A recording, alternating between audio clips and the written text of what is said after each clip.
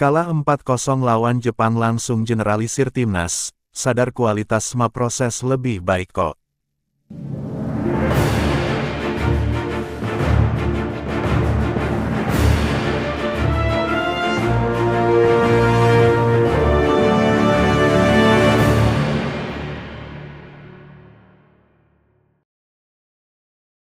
Stay out, gunanya apa naturalisasi? Lebih baik lokal, auto pengamat dadakan.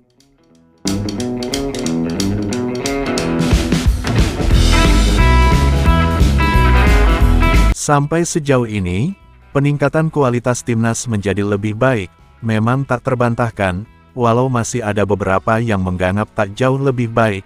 Untuk program pemain keturunan, yang masih dilakukan PSSI, memang mendongkrak kualitas timnas, tapi bukan berarti pemain keturunan udah berkualitas bisa langsung nyetel. Semua ada proses yang perlu dilalui, bahkan menyatukan pemain bintang pun gak gampang dalam satu tim. Di sini mungkin yang perlu kita pahami dengan benar, bukan serta-merta langsung jalan pintas nyalahin program timnas.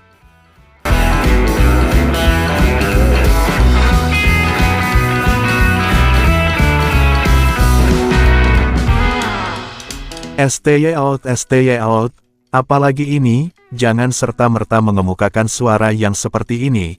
Kenapa? Setelah dari awal proses pembentukan program timnas ini, dengan pangkas dua generasi dan pemain keturunan atau berdarah Indonesia, yang kebetulan kebanyakan dari Belanda, harusnya kita cermati, bahwa dengan program itu, tujuannya untuk menaikkan standar kualitas timnas, lebih khususnya standar kualitas pemain timnas Indonesia, dari segi fisik, mental, kualitas permainan dan solidnya sebuah tim. Dalam hal solidnya tim inilah yang tidak semudah membalikan telapak tangan, bukan masalah tidak mampunya sang pelatih, tapi silih berganti datangnya pemain keturunan yang bergabung membela timnas Indonesia.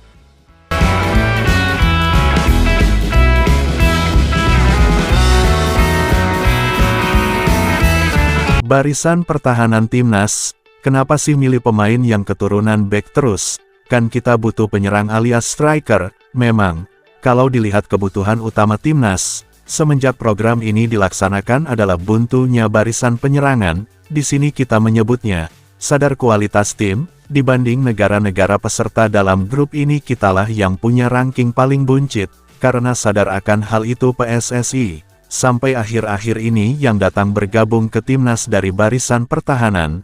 Karena memang kita perlu pemain pelapis pertahanan biar tidak jomplang kalau ada yang cedera.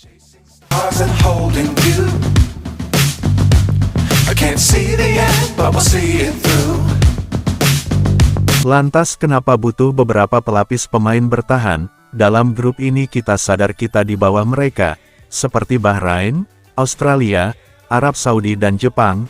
Hanya China mungkin kita bisa rada mengimbangi. Walaupun kemarin kita malah kalah dengan China di laga awal, di sini pentingnya lapis pemain bertahan. Fahamkan sampai di sini, yang tentunya mau gak mau, kita mesti kuat dalam pertahanan, karena di atas kertas, mereka di atas kita, dan permainan bertahan dan mengandalkan counter attack lah yang banyak kita pakai. Lalu, kenapa kita gak main terbuka dengan negara-negara tersebut? Jawabannya, kita belum di fase untuk permainan seperti itu dengan kualitas kita sampai sekarang. Apalagi kontra Jepang kemarin, hanya permainan skema bertahan yang bisa kita pakai.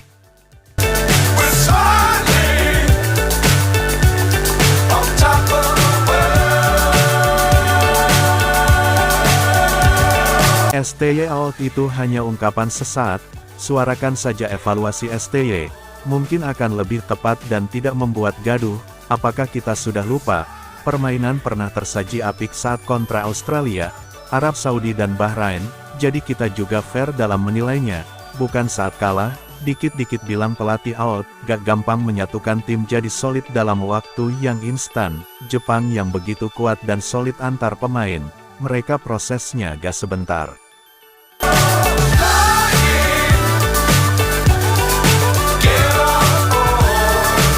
Dari segi permainan memang evaluasi pelatih harus dievaluasi, seperti seringnya bongkar pasang susunan line up pemain, karena ini bukan pertandingan uji coba lagi, jangan sering uji coba line up pemain, yang paling tersorot, dicoretnya Eliano Richner, dengan alasan yang katanya tidak masuk skema pelatih. Pertanyaannya, kenapa prosesnya kemarin dikebut buru-buru?